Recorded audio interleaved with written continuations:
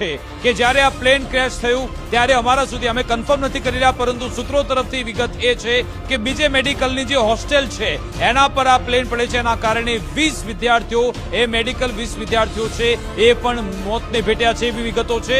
Confirmation આપણે હમણાં reporter સાથે કરીશું, પરંતુ અત્યારે વિગત આવી રહી છે, તમારા સુધી પહોંચાડી રહ્યા છે. બીજી સૌથી મહત્વની બાબત, અમદાવાદ એરપોર્ટ અત્યારે આખો વિસ્તાર કોર્ડન કરવામાં આવ્યો છે અને અનિશ્ચિત સમય સુધી એરપોર્ટની જે વ્યવસ્થા છે એ બંધ રહેશે. એટલે જે લોકો હવે પોતાની નેક્સ્ટ ફ્લાઇટ લેવાના હતા એ લોકો હવે કોઈ નવા એરપોર્ટ પર જવું પડશે અથવા તો કોઈ નવો રૂટ લેવો પડશે એ નક્કી છે, કારણ કે અત્યારે એરપોર્ટની વ્યવસ્થા અત્યારે બંધ કરવામાં આવી છે અત્યારે રેસ્ક્યુ ઓપરેશનને કારણે.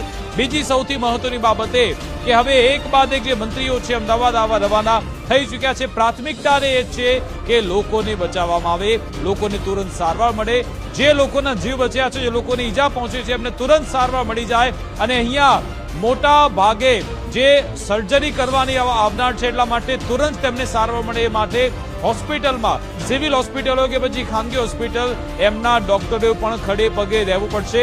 ગુજરાત ફર્સ્ટ પણ એ તમામ ડોક્ટરોને અપીલ કરે છે કે તમે તુરંત જે પણ પ્લાસ્ટિક સર્જરીમાં માહેર છે, જે લોકો એનેસ્થેસિયામાં માહેર છે, જે લોકો આવી સારવારમાં માહેર છે, એમણે તુરંત સિવિલ હોસ્પિટલ પહોંચવું જોઈએ. ભલે ખાનગી હોસ્પિટલના કેમ ન હોય, તમારે અત્યારે ત્યાં સેવા આપવી જરૂરી છે, કારણ કે તમારી ત્યાં